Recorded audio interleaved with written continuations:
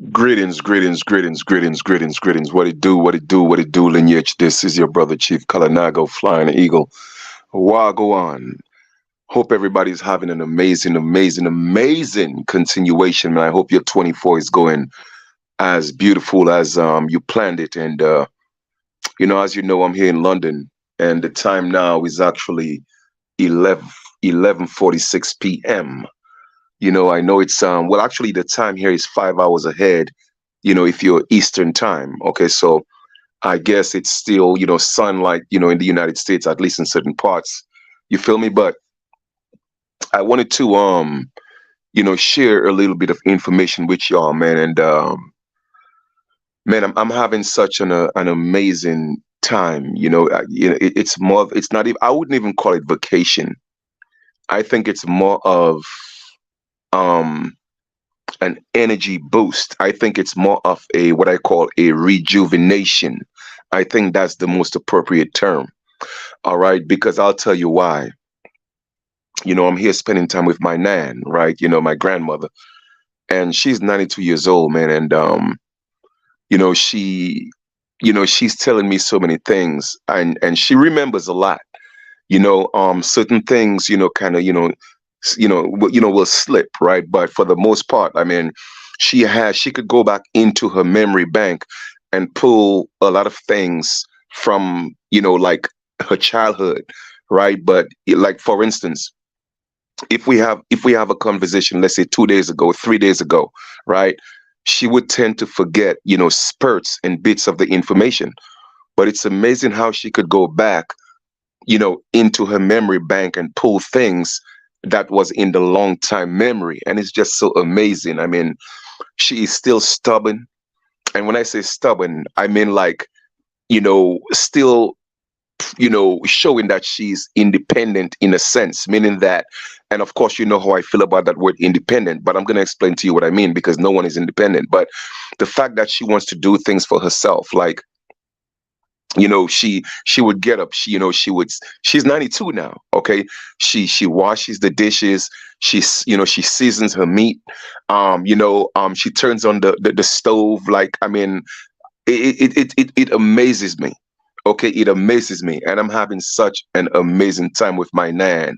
And so let me just give y'all a few stories, right? Hey, what's up, my brother, Brian Little, man? That's my Niji, man. So check this out. Let me just give you guys a few stories before I talk about the ancestors. Okay, so she ate her food, right? And she eat her food by herself. Now, mind you, my nan, she's 92 years old, and she has an appetite out of this world. Like literally every time we give her food, she always complain, "Oh, it's a lot of food," you know. But then when she's done, literally you would think somebody licked the plate. And I'm like, "Nan, you ate all your food." She was like, "Yeah, well, it was a lot, but I didn't know I could eat." Come on, you know you could eat that much, Nan, because I've seen you since I've been here. It's literally almost, I'm coming back on the 10th. So it's I've been here for a few. Okay, so she ate, and then I took the tray from her, and I wiped her mouth, and some of the the food fell on her clothes. I cleaned her off, and I put the plates in the kitchen. All right, in the sink. Now she tells me, she said, "Grandson, don't wash the dishes. I'll wash it when I get up," because that's what she does. She get up. We have a taker that a caretaker that comes and make sure she washes properly and stuff like that. And then she come downstairs and she wash her dishes because she don't want nobody to touch her dishes. So I'm like, okay, you know what? I just want to wash dishes for just help out. So I told her I'm gonna wash the dishes. She said, "I'm warning you, don't wash the dishes." So she heard me in the kitchen washing dishes. She got up and she wanted to spank me at 92. She don't want me to wash dishes because she wants to do it. I'm saying all that to say, man, is her strength and her resilience. It is just so amazing. Her room is on the second floor, right? Of course, we have it's like it's an apartment in a sense, but it's a huge apartment. It has like 4 bedrooms, 2 bathrooms, and it's huge. Okay, so the kitchen is downstairs. So and there's a dining room downstairs with TV and everything. So after she watches her TV, she goes up and she climbed the stairs and by herself. And like I said, she's just amazing. But earlier today we were talking about stories she was telling me from when she was a childhood. I mean, when she was a child, from her childhood, and she could remember stories of when she was 12 or 13. And they were Catholics at that time. All right, they were Catholics, and she was 13. And she told me a story when she went to I don't know if what she did. I'm not sure if she did something. All right, or she and one of her sisters, they went out to play, and then their mother had told them don't go anywhere. But anyway, they went anyway. Okay, so my nan, my grandmother, she was the one who took the blame because my grand aunt was her younger sister, so she took the blame. So she had to go to the church, to the priest. And because my great grandmother called the priest and said, well, she's doing this and she's misbehaving, whatever the case is. So anyway, she had to go to the church. So they sent her down to the church to go confess. True story. She just told me that today. Okay, so she's about 12, getting ready to go on 13, and then the priest asked her to get on her knees. So she got on her knees, and the priest is asking her, okay, did you sleep with a girl or did you sleep with a boy? So my nan is like, she got mad. She's like, what kind of question you asking me? Like, what kind? Were you a priest? What do you ask me this type of question for?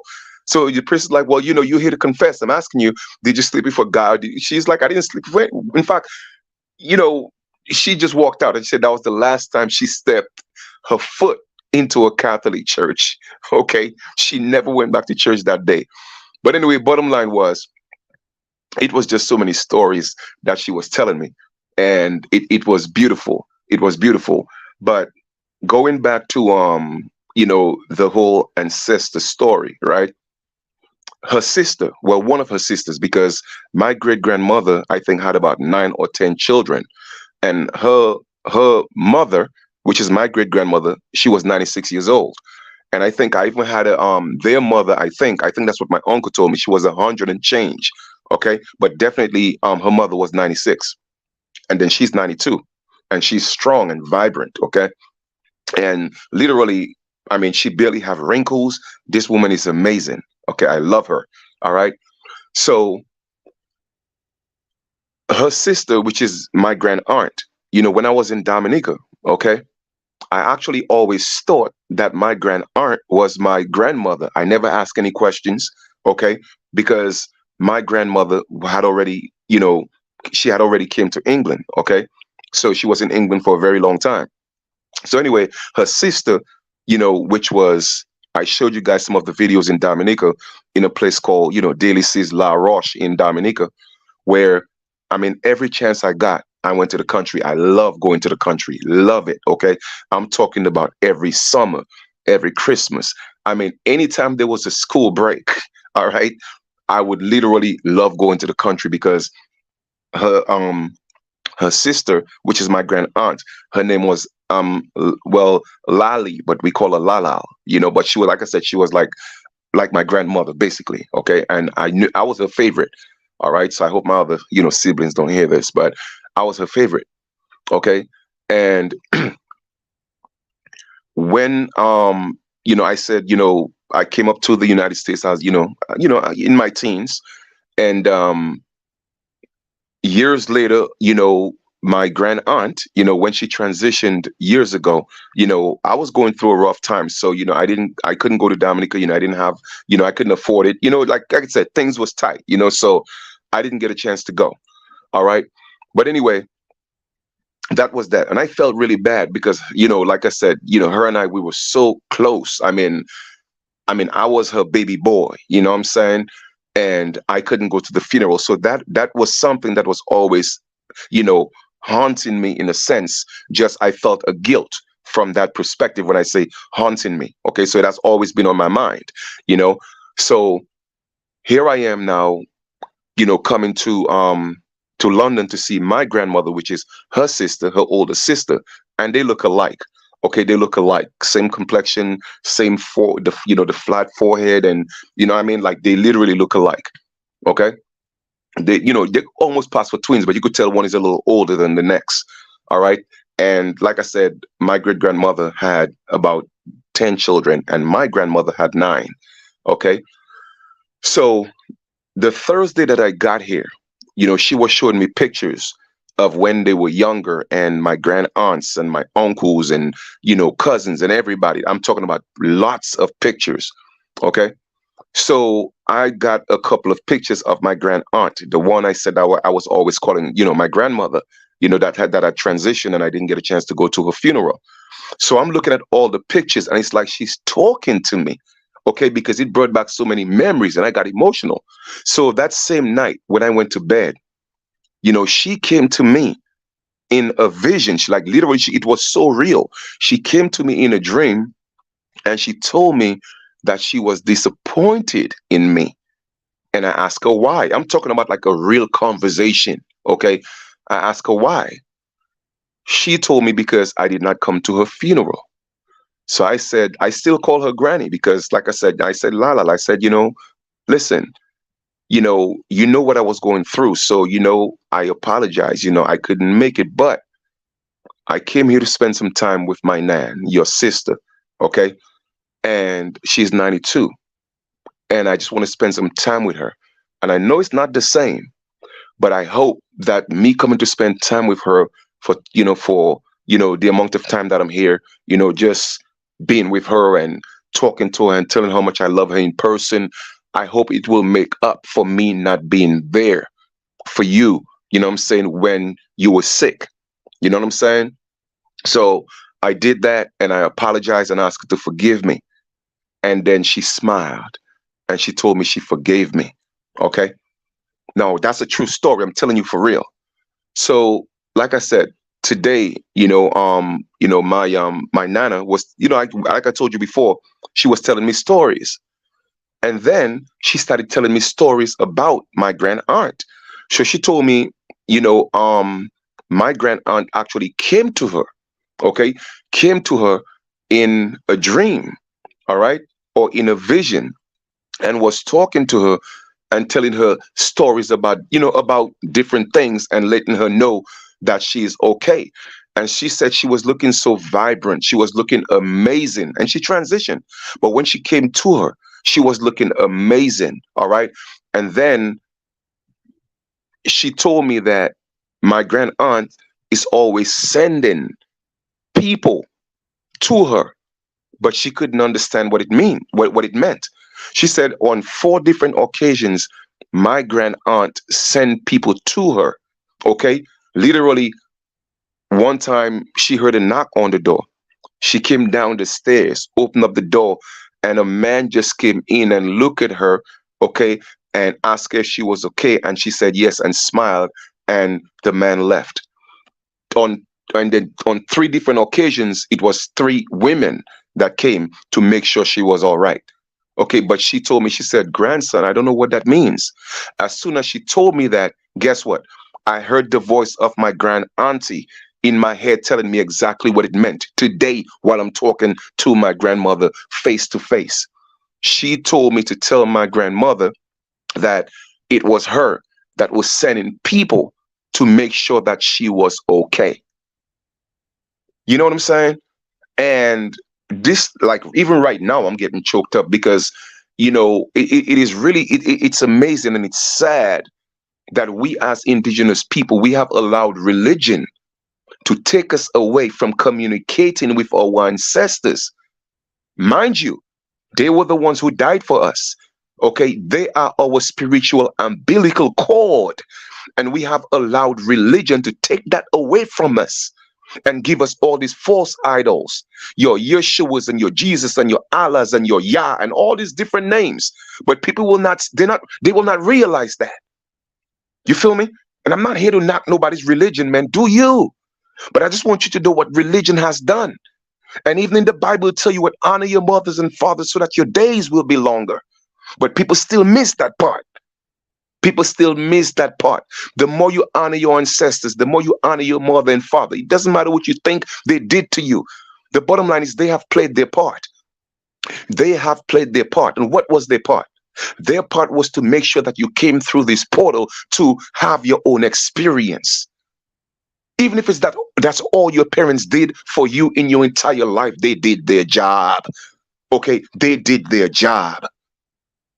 And that's why I always encourage people. I don't care what you think your mother did to you. I don't care what you think your father did to you.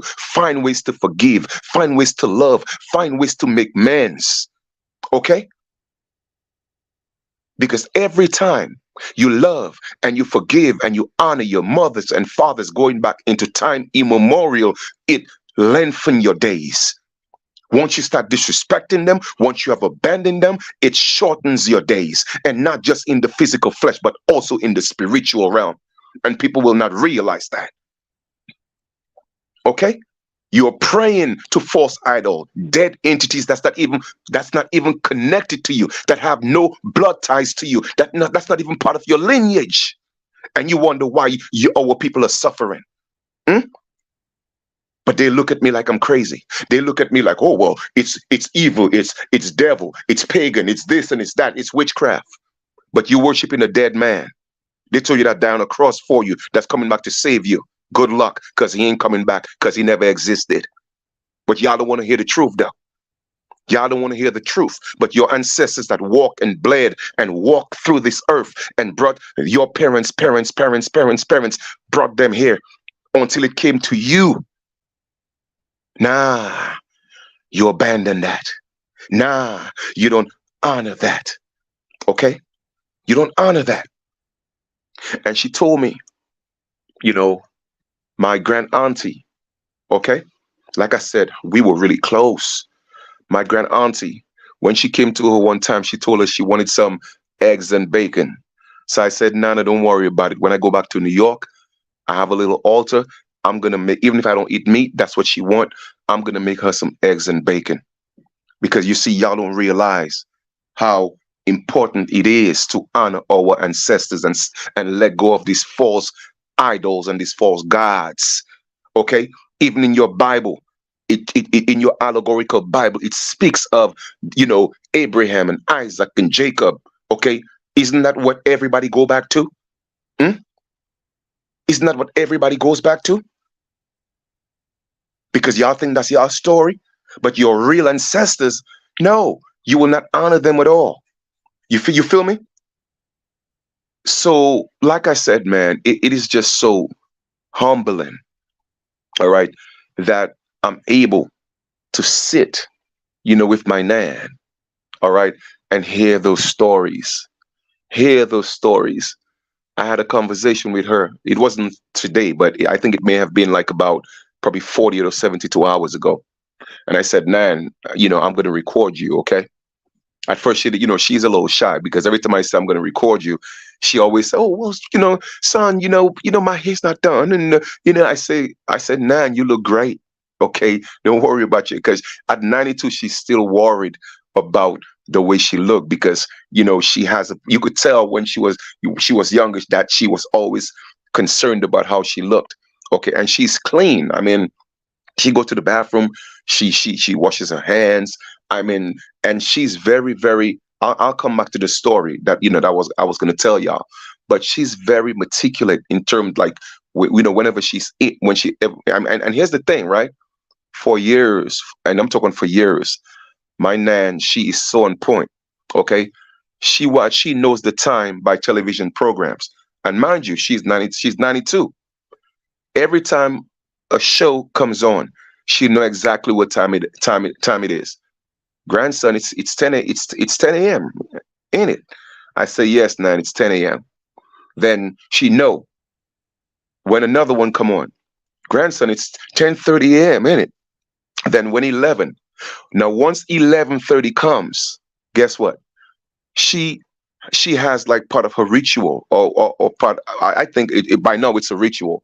So at 12 o'clock, 12 p.m. every day, she has some brandy, and right after that, she has a Guinness. Okay, and I'm talking about my nan been doing that for years. over 50 years. She's been doing that. All right. And she's strong like a bull. Now, hey, I'm not advocating anybody drinking. I'm just telling you what she does. Okay. But then she knows exactly what time. Okay. Certain songs that come on the, or, during the program, she would know. And then she would say, it's almost 12, right? I say yes. Then as soon as 12 o'clock hit, she said, she drinks her brandy, and then she takes a little break, and she know exactly when it's 12:15, and then she drinks her Guinness. I'm telling you, this woman is incredible. Okay, she's incredible. Then she know exactly what time she has to eat. When she eat, after she eat all her food, then she takes a 20-minute break. Then she drinks some room temperature water. I mean, it just amazes me. And I'm just, like I said, I'm just absorbing the time that I'm spending with her because it's so beautiful. Because I'm like, and I look at her and I shake my head, and a couple of times, tears came out my eyes, and then laughter and joy, and you know and another time, yeah. And I was going and I was telling you about when I about the recording, and I'm asking her, Nan, you told me that yes, your grandmother was, I mean, your mom was 96 and stuff like that. And I asked her, where's your mom from? She said her mom, is from Dominica, but she was calling the specific places, like, Daly Seas and Victoria and La Roche and Montjean and all these different places, right? So I was like, and then where's your mom from? So she's calling the specific places in Dominica. So I'm like, I said, Nan, did anybody ever tell you that, you know, you came from Africa, or any of us came from Africa? She said, no. She said, no, we're not from Africa. Then I was like, did anybody tell you about any slave ship slaves? She said, no. Nobody ever tell us about slaves, but she said, because, we, of our color, you know, everybody always say, we African. And African means African in our Creole language in Dominica, you know. But it was just so, again, so amazing that my nan is 92, and then her mother was 96, and then her great grand and her grandmother, which is my great grandmother, was actually older, and nobody ever told him about slavery. Nobody told him about, they did not hear no slave stories in their family. Okay, nobody told him about slaves from Africa. You know what I'm saying?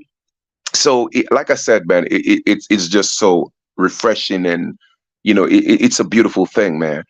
You know, and the purpose of this video, once again, I can't tell anybody what to do. All right, I'm not here to preach to you to tell you what to do. I'm just letting you know that we should not forget and abandon our ancestors. Okay, our elders. All right, they are precious, man. And I see people now. I don't know anybody's situation.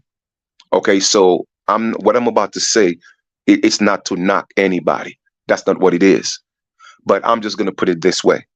I am so thankful, and that's why I love my uncles, I love my aunties, I love my cousins, and I'll tell you why. Because my nan, she's 92, and they didn't put her in a group home. They didn't put her in an elderly home. And like I said, I'm not knocking anybody who do that to their elders, okay? I don't know your situation, so this is not a judgment call. You feel me? But I'm just telling you, for me, I'm just so thankful that my uncle Jimmy, he took it upon himself to be dedicated to make sure that my nan is here, and he's here with her every single day, okay? And then if he has something to do, one of my aunties come. If they have something to do, then another uncle comes. I mean, after all, 9 children, and they're taking care of her. You see what I'm saying? Make sure everything is on point. I mean, and here's the thing. My nan is 92, right? And she's only taking 2 pills. I know elderly people that's in their 50s and their 60s and their 70s taking like about 30 different pills. Okay, she's just taking a little something, I think, for cholesterol, and I think a little high blood pressure or diabetes, but it's not even high. It's like literally borderline. But the point I'm making is, I am just so thankful. I am highly favored, man. And wow, wow, wow, wow. All I could say is wow. You know, and I'm fortunate to to come from a lineage of such strong and loving people, you know, and I hear so many people in their families, broken. They don't get along, I mean, and when she was telling me stories today, she said, grandson, you know, I mean, we didn't really, we didn't, I mean, of course we had little quarrels, but we didn't fight each other. We all got along. Okay, actually, it was, she called all the names. It was 10 of us, and we all got along. She said, when once we she told me a story when she went to school. She said, she went to school one time, and the teacher was writing words on the board, right, on the with chalk, and the teacher called her name, and the teacher asked her, what does that word mean? So she asked the teacher, what do you mean? What do you mean? What the word mean? So the teacher was like, well, what, this word, what is it? She said, listen, I don't know what it means. I don't want to know what it means. But my grandmother is funny. And, they get jovial the older they get, because um I went to see, we went to see one of our cousins, like, it's like her comrade, right, about the same age, but we call him, cousin Teacock, right? So that's her cousin, one of her first cousins. So that's also my older cousin. Okay, but just having them next to each other talking, and even he himself, she's older than him, but she could remember a whole lot more than he does. So he has a little bit of, dementia, right? But periodically, little, some of his memories always coming back. Okay. In fact, a lot of it is coming back when they are talking. And I stood next to them, all right, me and and my auntie, and we are just smiling because they're talking, and it's like they flowing with conversations back and forth from how many, over 50, 60 years ago, what I mean, and they having these conversations, and we're just smiling. Okay. And like I said, man, I am just so fortunate, to be, you know I can't, for me, I cannot say that, I cannot speak for people. All right, I could only speak for me. And that's why, they say, until you have walked in someone's shoes, you never know what their journey is. My life only became challenging, and some people may say difficult, some people may say bad, whichever term or word they want to use. But I always, with me growing in knowledge, I look at everything as an experience, right? But what I have been through, a lot of people would say, Ben, listen, you've gone through a lot. You've gone through a rough time. But I'll be honest, right? My life only became challenging when I left Dominica as a teenager and I came into the United States. That's when the challenges started. But in Dominica, I was fortunate. I had an amazing childhood. Okay. I grew up with both my mother and father. All right. Yes, it was in a Christian home, and that was cool. Even if at the age of 6, I knew something was wrong. All right. But I had to go to church. I had to go to church. I ain't stressing it. It is what it is. All that made me who I am today. But I'm talking about in terms of people experiencing, molestation, or people experiencing abuse, or seeing, their parents beating on each other and curse each other out, and siblings hating each other and all that. Man, listen, I never experienced any of that. I have never seen my mother curse my father curse my mother. I've never seen my father put his hand on my mother. Of course, they had disagreements, but they knew that we were there, and it never escalated. You know what I'm saying? Now, when we weren't there and we were in the country, I don't know. I cannot speak for what I don't know, but I'm talking about for what I have always seen. And we only went to the country, particularly me, every chance that I got. All right. But the point I'm making is I've never seen that. Okay. So I am fortunate because I had a childhood. I played as a child. Okay. I mean, I played more than going to school. You see what I'm saying? Because even when I went to school, I would go to school with 2 or 3 books. and with 2 or 3 books and about 10 marbles in my pocket, and I would come home with one book and 300 marbles. Okay, because I was a marksman in marbles. So that was, I mean, I was a sharpshooter. So I'm saying all that to say is, I wasn't like a stupid child. I was just a jovial and playful child. Okay. And I remember one time, the first time I took the exam to go into high school, I failed. All right. I failed because, like I said, man, I was just going to school to meet with my friends. I mean, at the age of 10, I was cutting people hair, doing my little hustle. So when I went to school, I mean, I was one of the ones who always had money to buy recess. I think that's what, it's probably called in the US as well. Like, when you go to school and then you have a break, okay, it's kind of like lunchtime, but we call it recess. That's what we call it, right? So at recess time, I would have money. I would buy. They would have people, vendors that would come to the school. They would sell like patties and tarts and all these different things. So I mean, I was one of the ones. I used to charge like $5 a haircut. You know what I'm saying? So I would go to school for like 25, $30. So I'm balling. You know what I mean? So I was one of the popular but jovial ones. Okay. Other people was popular for being studious, whether it was in science or math or physics. And don't get me wrong, I love social studies and history, okay, and science just a little bit, but social studies and history was my thing, okay. But I still wasn't taking it serious. But when I did, I was very good at history. All right. So in school, so before I went to high school, I failed the first time, and then my mom put me to sit down. My sisters were always the studious ones. All right. So my and of course my little brother, he did his thing, but I'm talking about me. All right. My mom put me to sit down and she said, listen, how hard I'm working. My mom was a police officer for 30 years. And even as a police officer, my mother always had another job, always had another job, a business, another business. Okay. If not one business, two businesses, sometimes three businesses. And that's how I got, the entrepreneurial spirit. And I'm so thankful for my mom for showing me this without showing it to me. And what do I mean by that? Is because she did not tell me. Okay, it's like she knew what she was doing, but it wasn't articulated that's what she was doing. But she always knew that a job was not enough. Okay, and we wasn't struggling.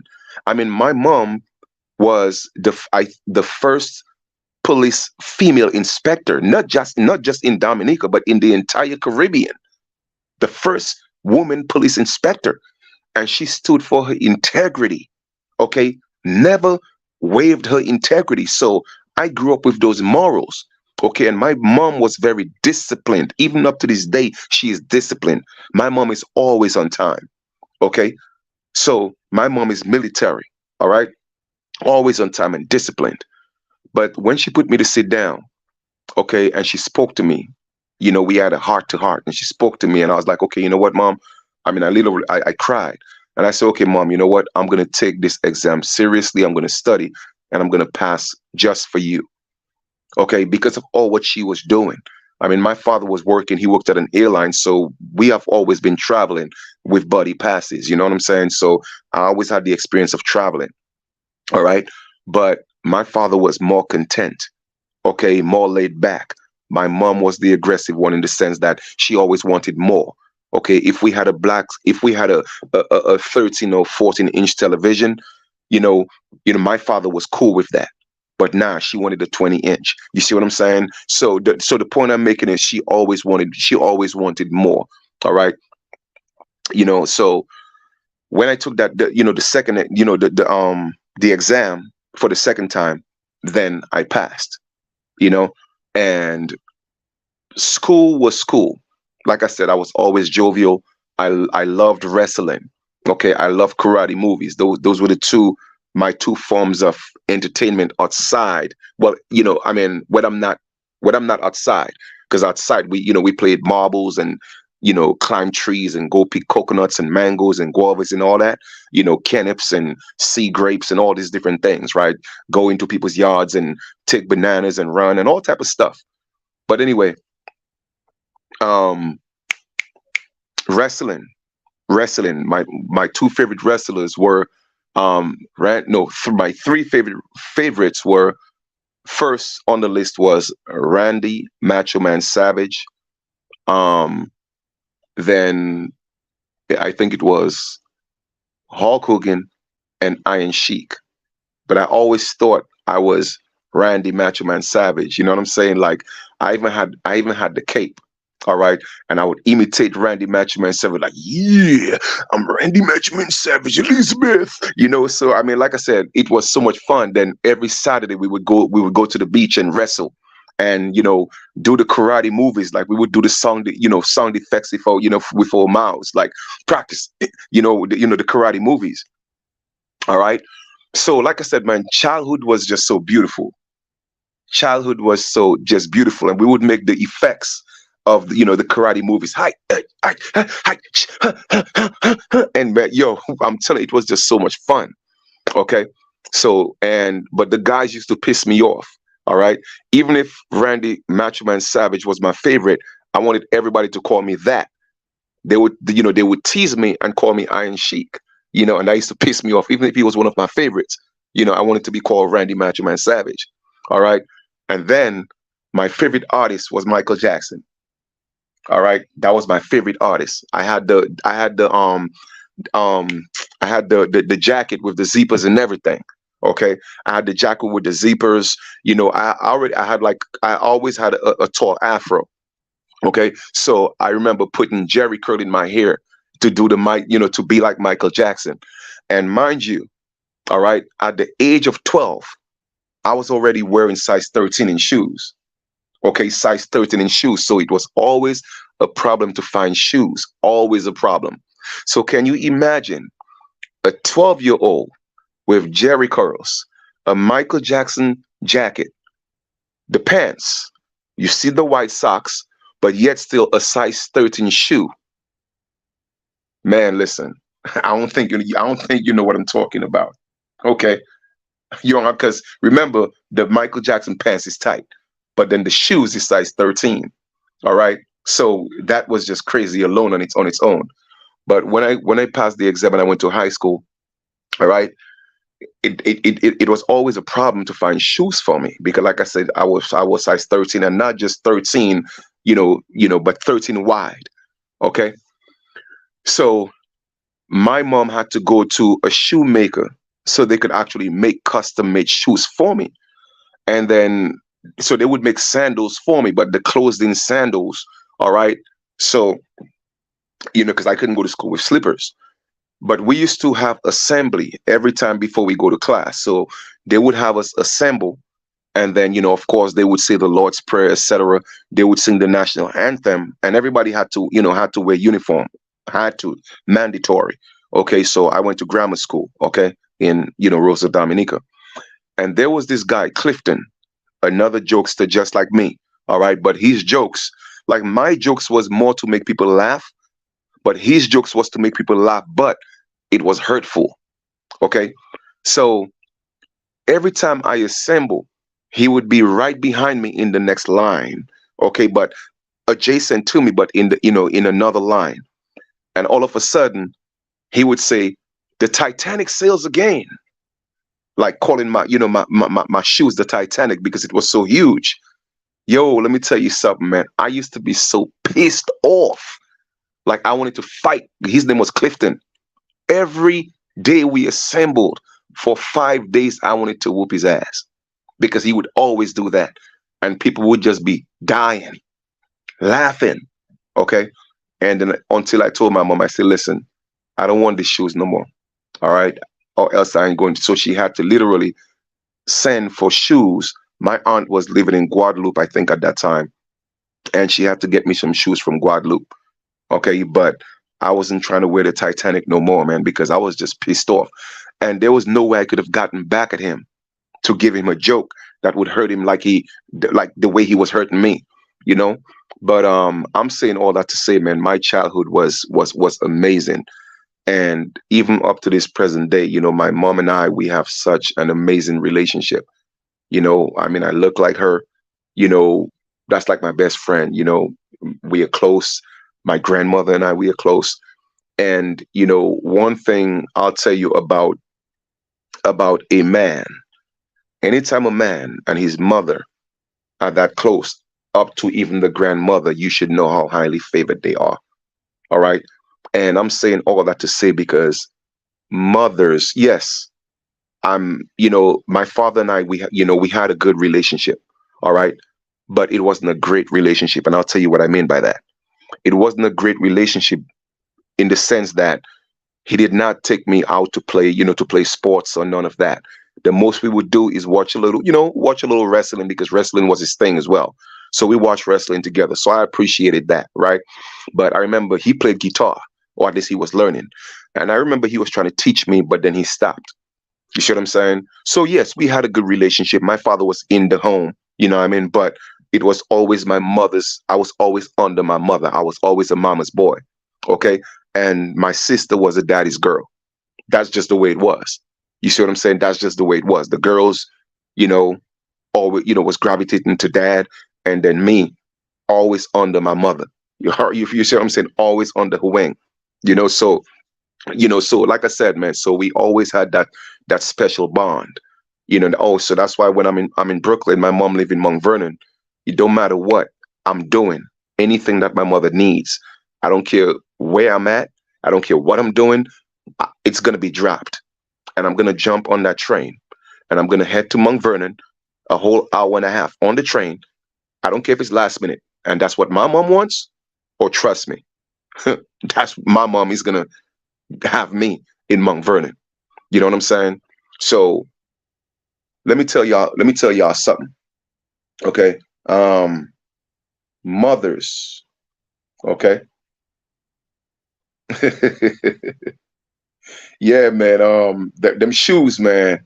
Them shoes and them pants, man. I remember them growing up. You know what I'm saying? But it was fun though.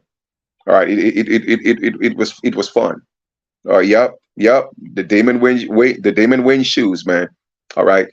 But let me tell y'all something about mothers. Okay. Mothers love their daughters. Trust me. And there are mothers who have special bonds with their daughters. But for some reason, mothers, a lot of them may not say it, but they have a special love for their sons. And mothers are so amazing.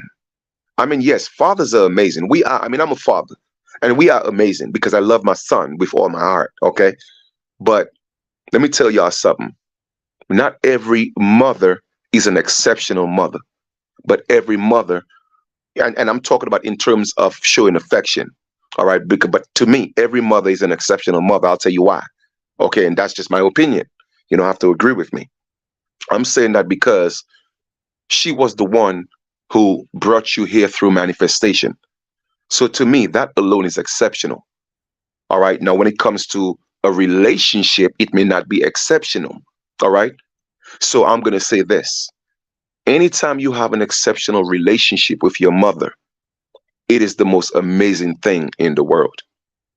It is the most amazing thing I'm telling you, women are just so amazing.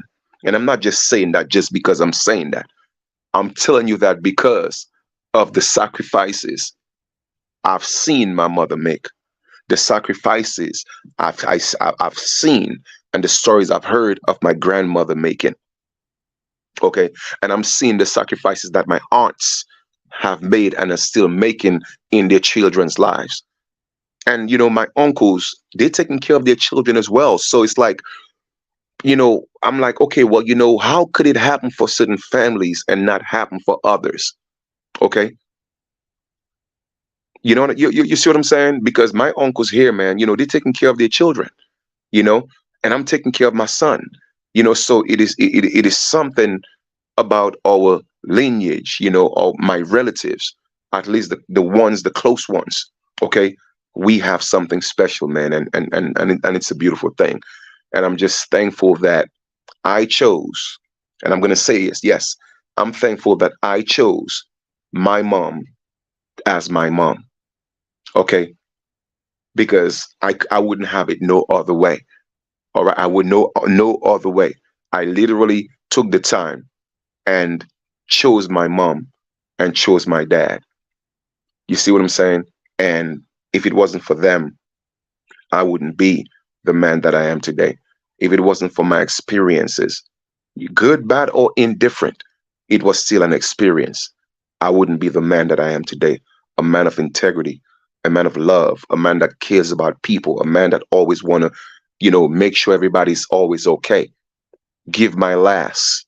I would stay without, you know what I'm saying, just to make sure somebody else has, you know, and it's a beautiful thing. It's a beautiful thing, man. So, I just wanted to, come on here, it's almost an hour on this video, 45 minutes, but I just wanted to come on here and say, don't abandon your parents. Okay.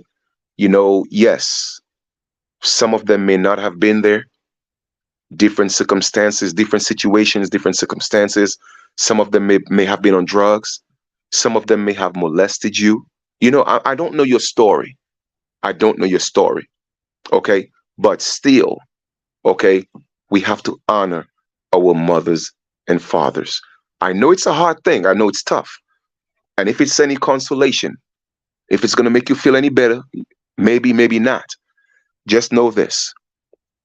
Everything that we experience, we knew that we were coming to experience it. The only problem is we're not conscious of that. Our parents did not choose us. We chose our parents. So the truth of the matter is, everything that you're going through, whether you experience it from your parents, your uncle, a cousin, somebody in the family, all right, whatever the situation is you may have experienced, and it was something that was deemed bad or negative or evil, guess what? You already knew that you were coming to experience it. All right. But because we think we are the flesh and we are only in a conscious state of being, focusing on only the flesh, we cannot remember those contracts, those covenants, okay, the past lives, what we came here for, the purpose. All right.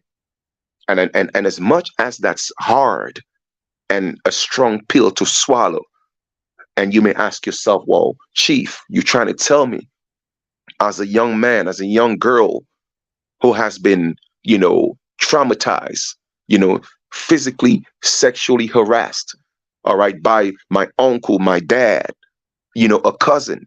You trying to tell me that I knew I was coming here to experience this and I did it? Yeah, I'm telling you yes. And I'm not telling you yes so that you could hate yourself or feel guilt. I'm telling you this so that you could forgive yourself. You see, we are missing the true purpose of manifestation.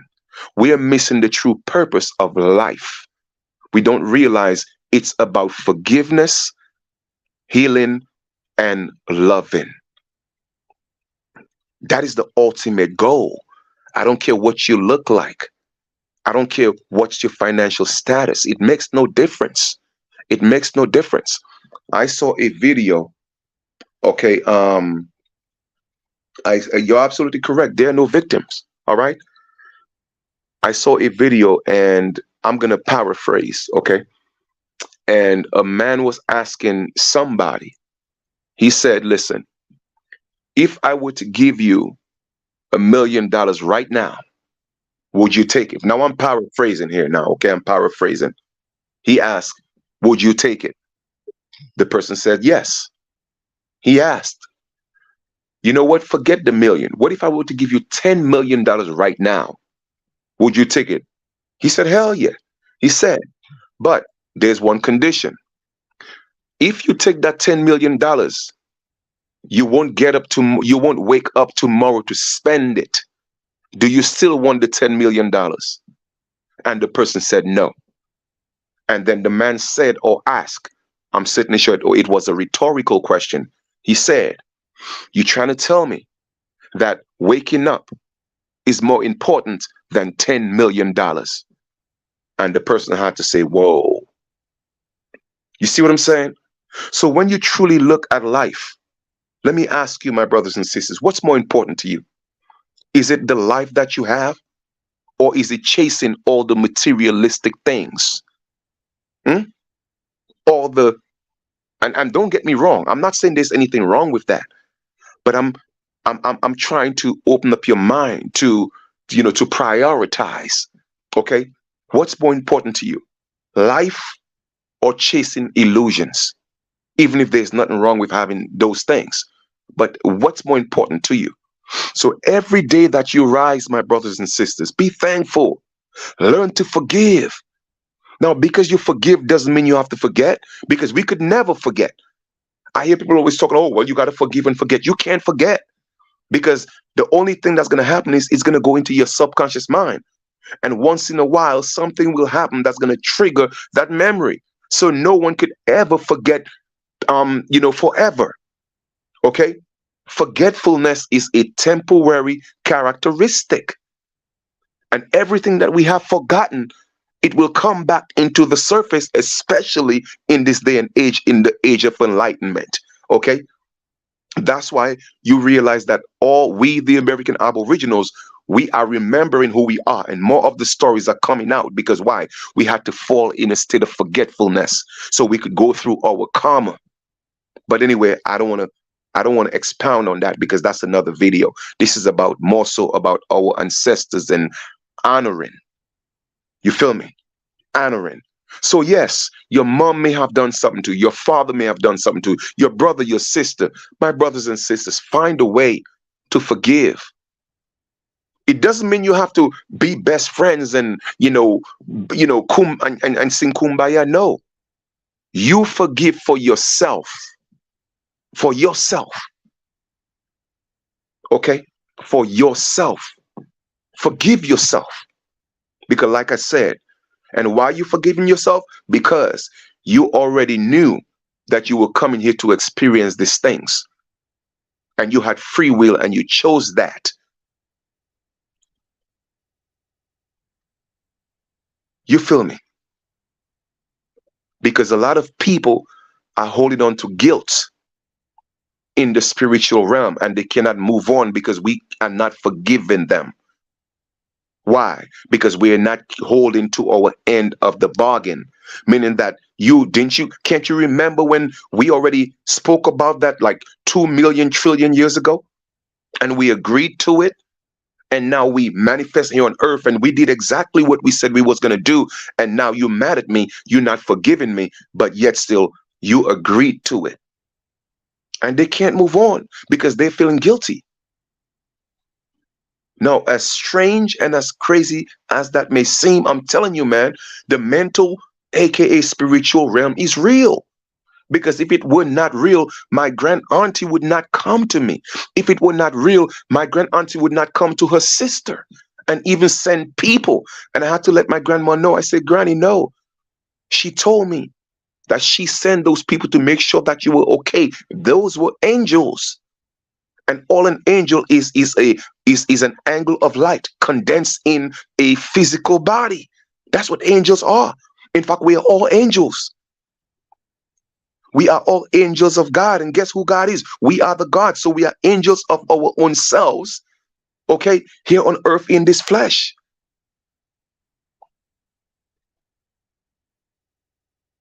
You feel me? So it's real, man. It's real. And don't let no religion tell you or make you think that, you're worshiping devils or you're summoning, or no. No. If I don't want you to believe anything that I say, do me a favor. Go look at the etymology of the word God. God means to evoke, to pour libation. So whenever you say God, you are evoking some form of energy. People don't, that's why I tell people you don't know what God is. You think you do, but you don't. Because you don't know what it means. Okay, you don't know what it means. God means to evoke. So when you say God, my question to you is, what are you evoking? Whom are you evoking? You see, when I say God, I know exactly what I'm doing. And I know exactly what I'm saying. Because I know what God means. So I know what type of energies I'm evoking. That's why most people in religion, they are the ones that's dying from disease. They are broke. They are broken. You have the most wars, the most chaos in religion. Why is that? because they are calling on God, which means to evoke, and they are evoking unrighteous spirits, and they have no idea that's what they are doing. And that's why they have churches on every corner, because they have you evoking spirits that's working against you to your detriment, and you have no idea that's what you're doing. No idea what you're doing. So trust me, this thing out here is real. And if you're calling on the wrong energies, it's going to destroy you. Okay? It is. Or they are going to destroy you. Period. So let us not abandon our ancestors. All right? Let me tell y'all something. I always, every time I say my affirmations, or, whatever, or when I honor, or when I give honor, what people call pray, okay? I always am thankful for all my ancestors, okay? Whether they were righteous or unrighteous, because because there has to be balance. So I'm always thankful for all of them.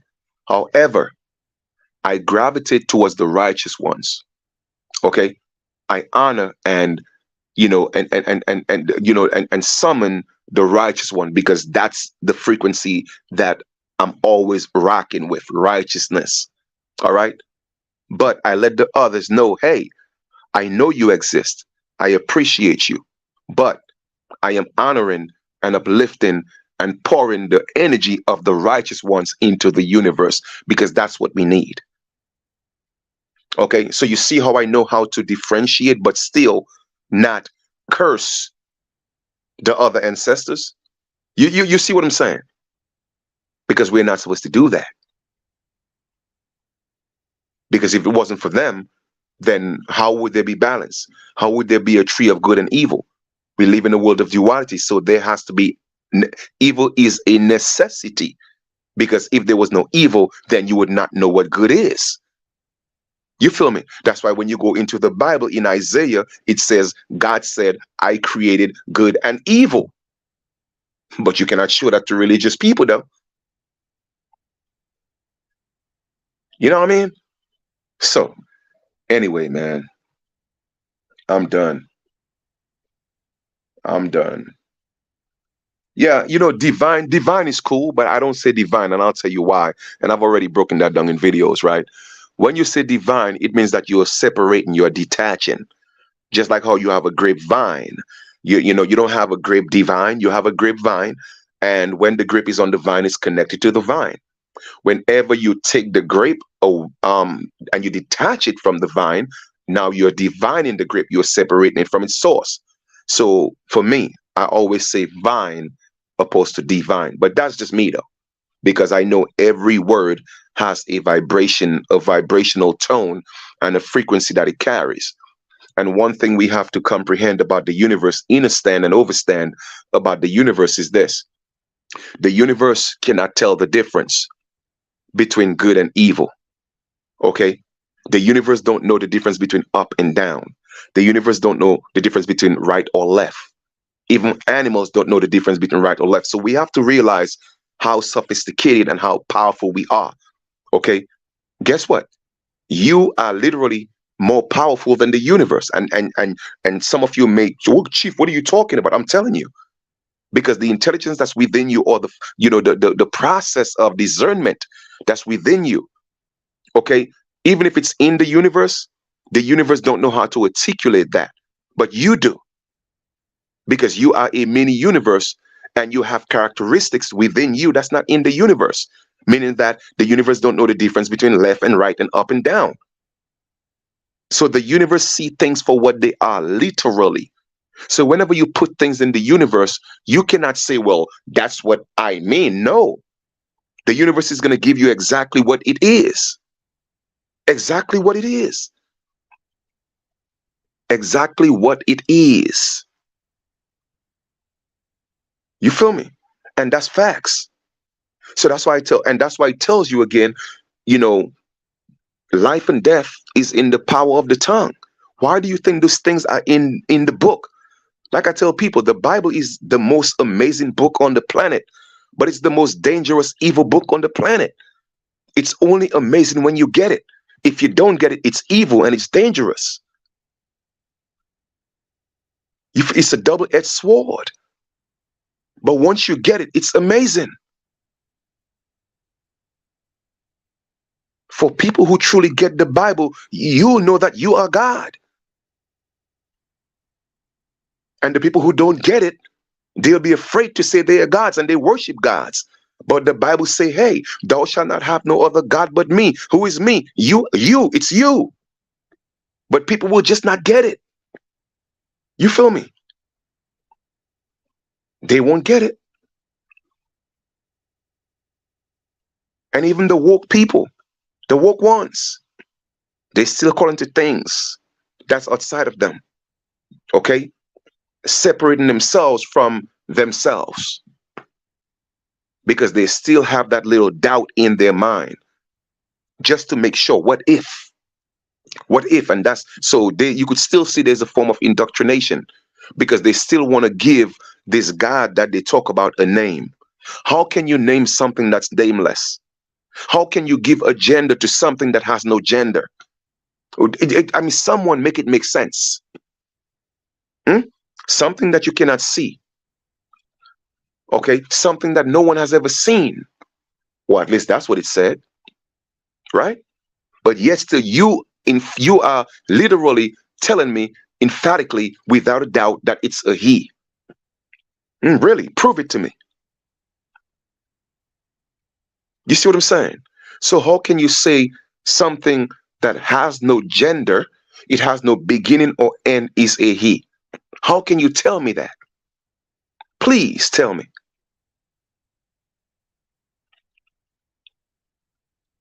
But most of you will look at me like I'm the crazy one. Not realizing that you are personalizing something that wasn't meant to personalize. And when you do personalize it, you are limiting the power that it has. And that's why I tell you, the God that I know is more powerful than the God that you know, because your God is personal. Your God is a he.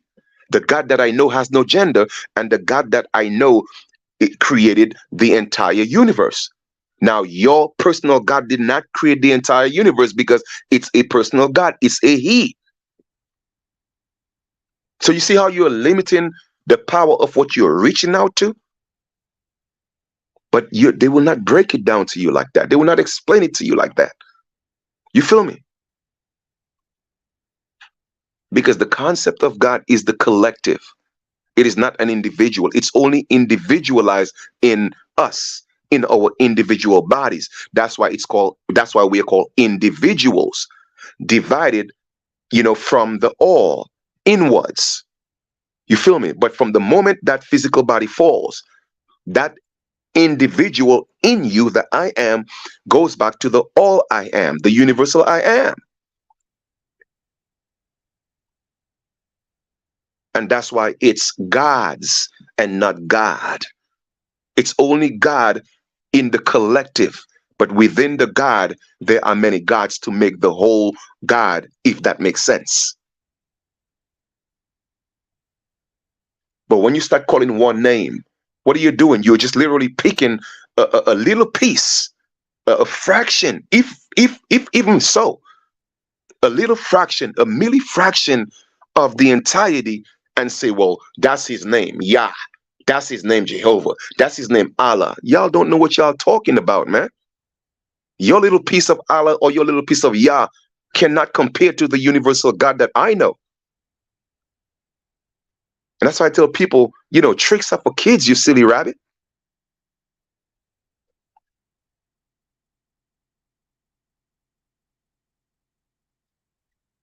You feel me? And the further back you go, I promise you, the further back you go, if you could trace your umbilical cord back, I guarantee you, when you go back to the first so-called man, you will see your ancestors. Okay?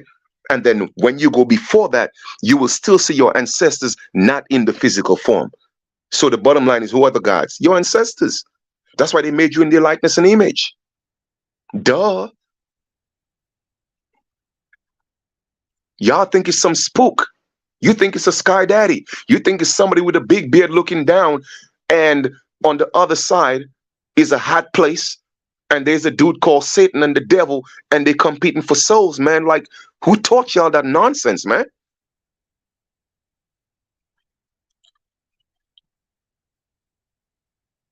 That's crazy talk. Don't you realize you are the one that manifests God or the devil? Don't you realize that? That's why you are the tree. You see what I'm saying? That's why you are the Garden of Eden. And within you, there's the tree, there's the tree of good and evil. And you have a choice in which one to eat from. And if you eat from the tree of good, then you manifest God. If you eat from the tree of evil, you manifest Satan. So let me ask you a question. Who created God or who created Satan? You did, silly rabbits.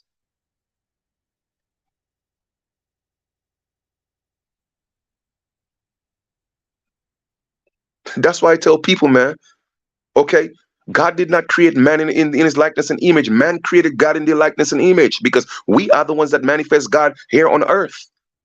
You don't know how powerful you are, man.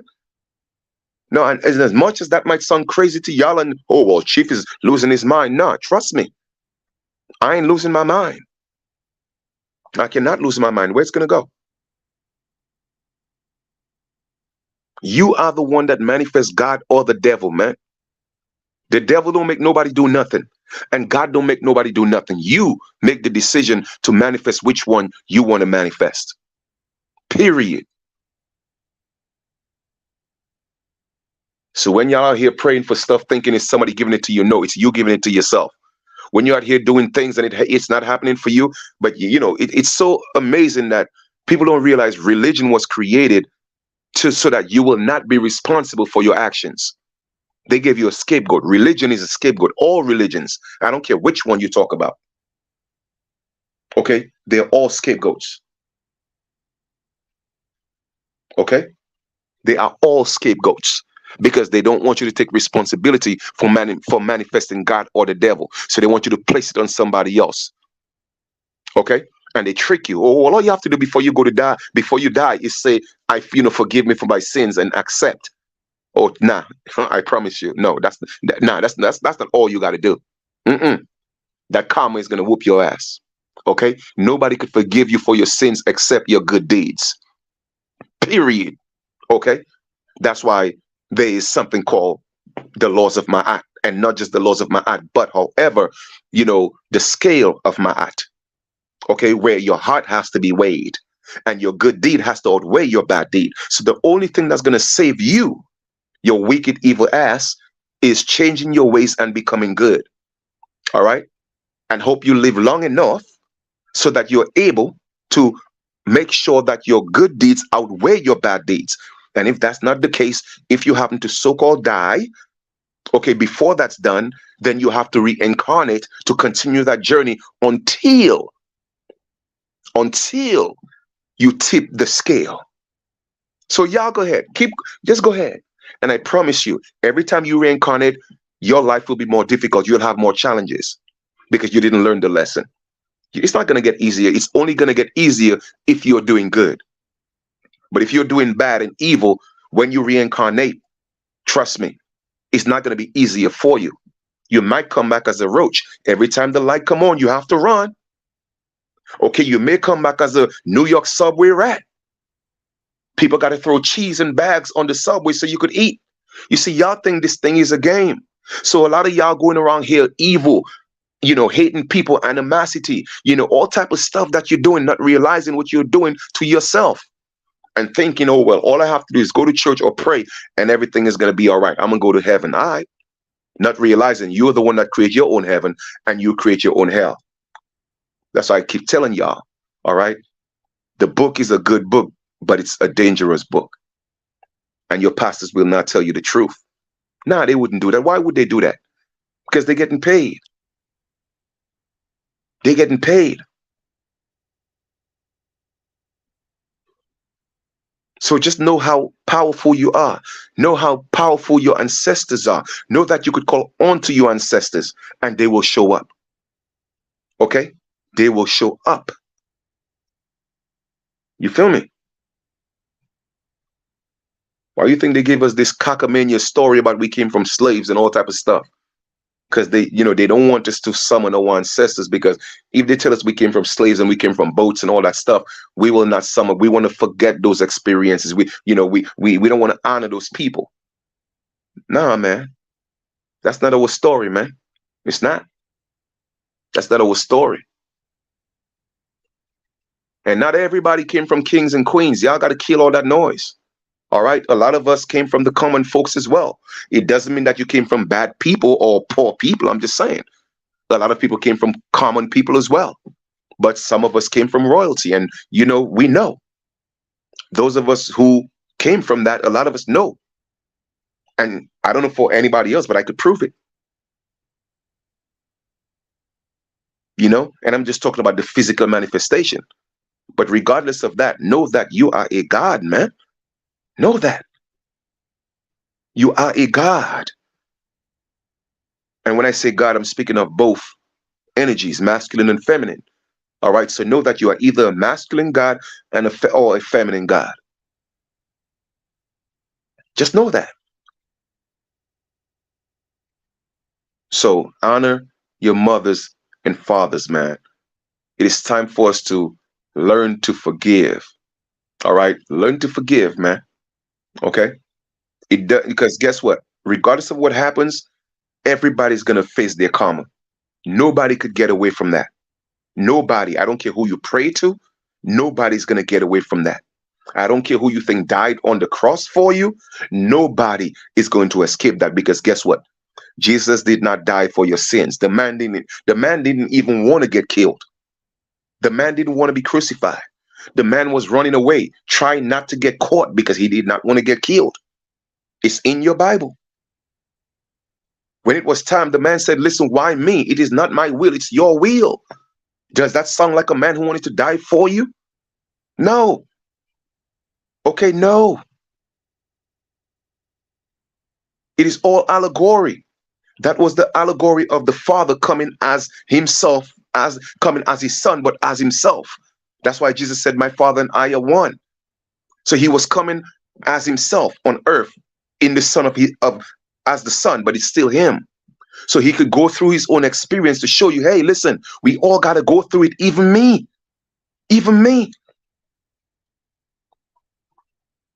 I got to go through it as well. I got to go through the pains. I got to go through the crucifixion. And even if I don't want to die for being in the flesh, for going through all this as a regular man, I don't want to die. It is not my will. But guess what? It is the will of the higher self, because the lower self has to die for the higher self to escape the prison. You see, y'all missed the message, because the higher self is in the prison of the body. That's why you have cells. It's entrapped within your cells. So when the physical body dies, it's released from its prison.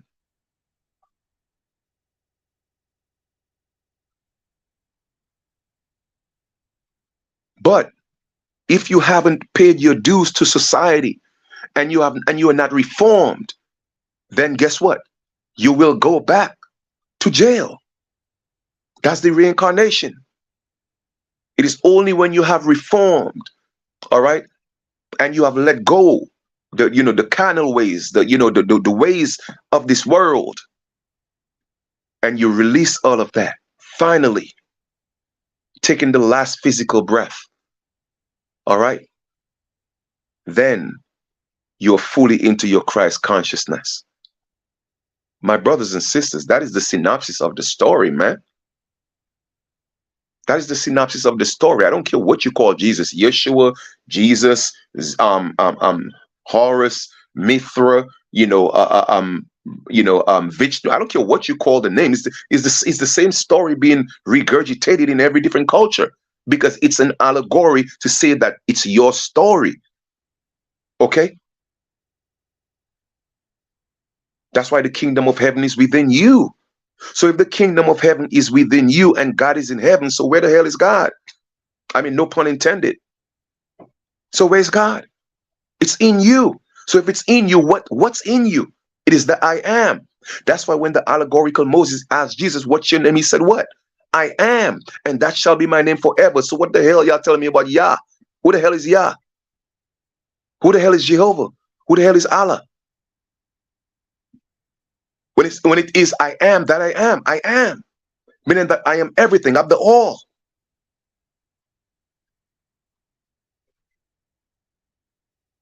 What's wrong with y'all people, man?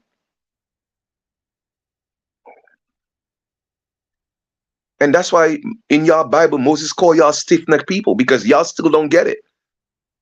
You still don't get it.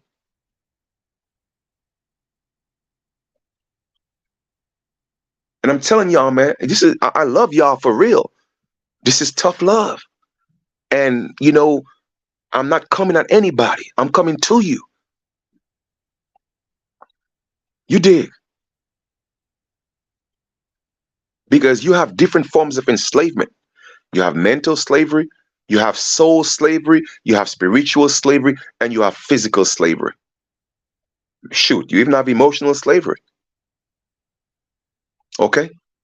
But the highest form of slavery is to free your soul. Free your soul, man. Once you free your soul and the spirit is free, guess what? The body will be free, because the mind will be free. And anytime your mind is free, guess what? They could do anything they want with your body. They could never enslave you. They could never enslave you. And it doesn't matter how much people talk. When I hear them talk, I could know whether they're still enslaved or not. Because anybody who's not enslaved, they are going to let go every religion. Every religion. Because I'm going to ask you a very, very, very, very simple question. Okay? When a baby is born, in fact, I'm going to ask you a couple of them. When a baby is born, what is the baby's religion? When a baby is born, what name of God does the baby call? Let me ask you another question. What God does the tree call on? What God does the animals call on? But yet still, human beings, supposedly with the highest faculties, they have to give things name. No, it doesn't have a name.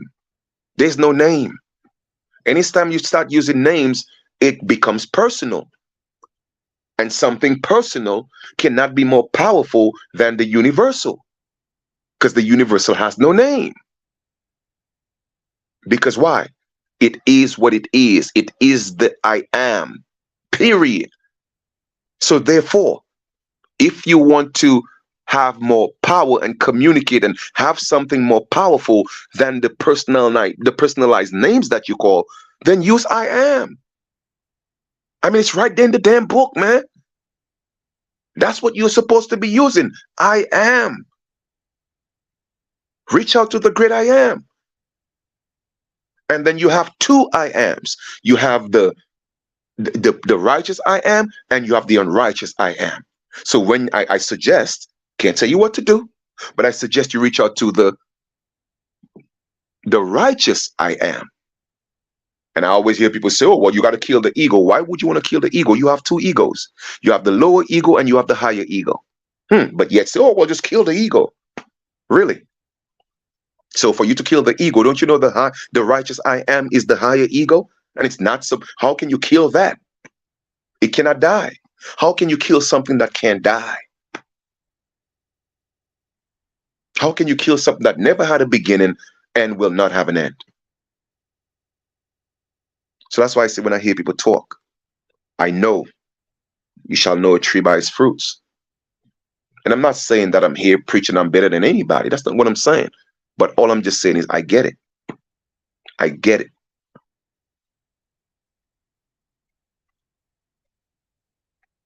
And you have to stop seeing yourself as the flesh to get it. Because the physical mind, the physical body cannot comprehend things of the soul realm or the spiritual realm. It can't. It just can't. You feel me?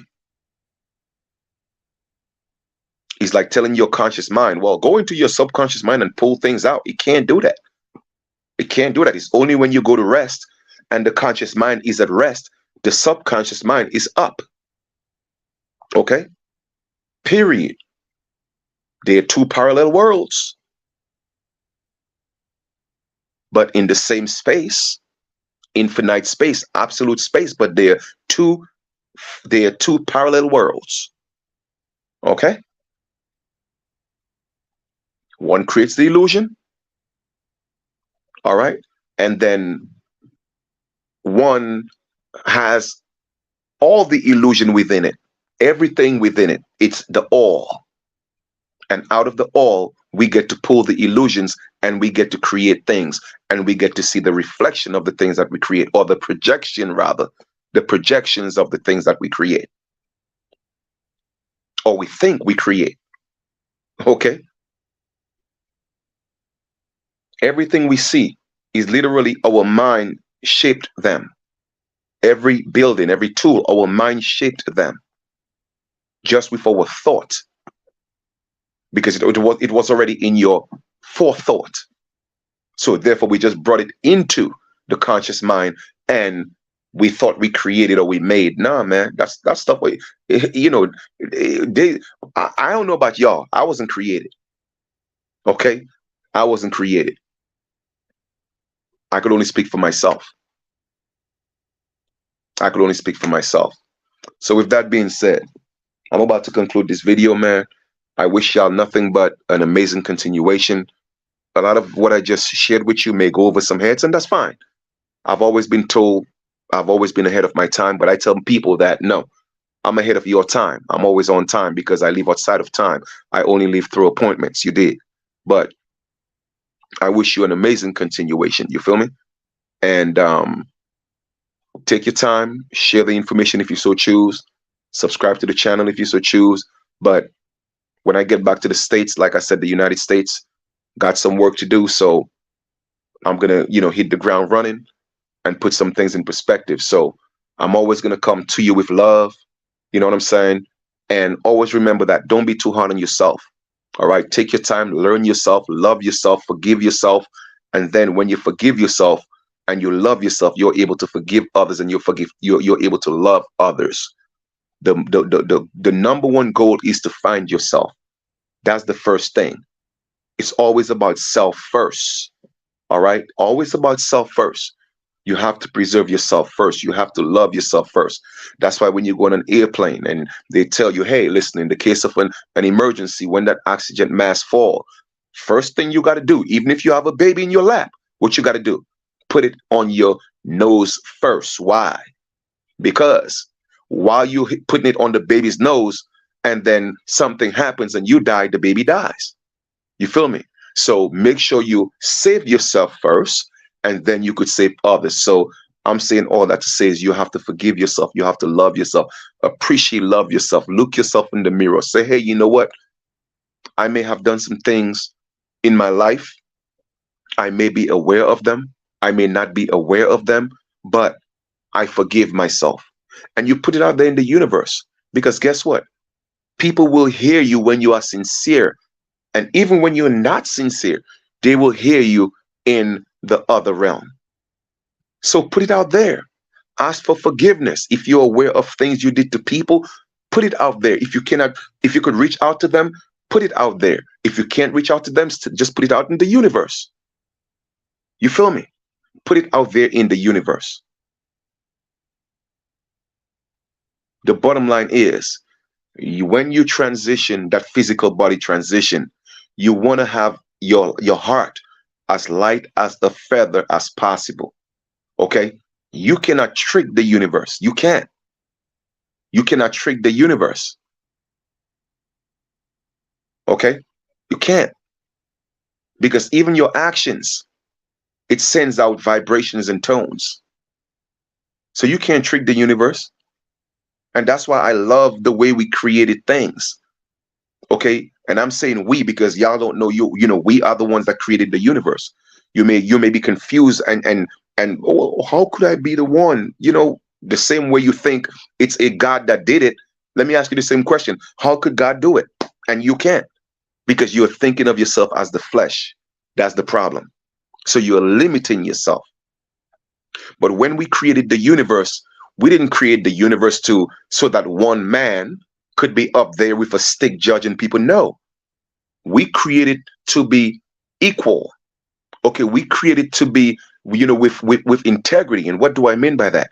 When we created it, we created a system that we are judged based on our actions. So that's why I know for a fact the Bible God is not the universal God, because he is a partial God, talking about, well, I love this one the most and this one is my people. Nah, that's not the universal God. That's a lunatic.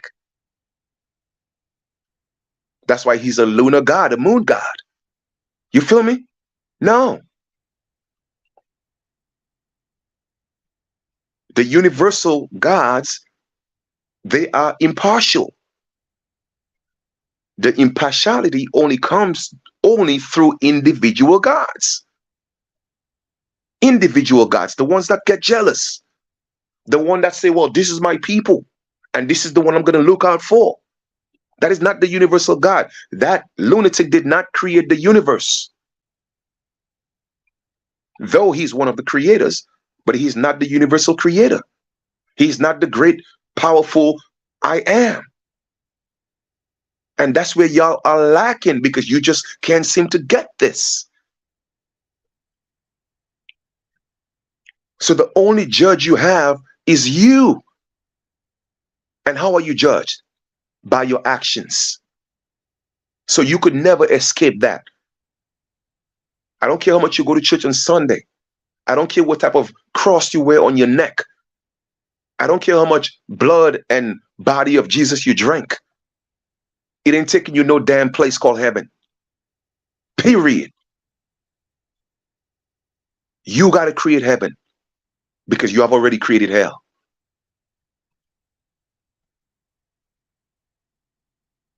Anyway, I'm out of here. Love y'all. One love. Big up Zazie. Respect. I want to thank each and every one of you, man, for being on this live. Like I said, y'all could do what y'all want with the information. I just gave y'all the truth. And that's it. All right? Peace.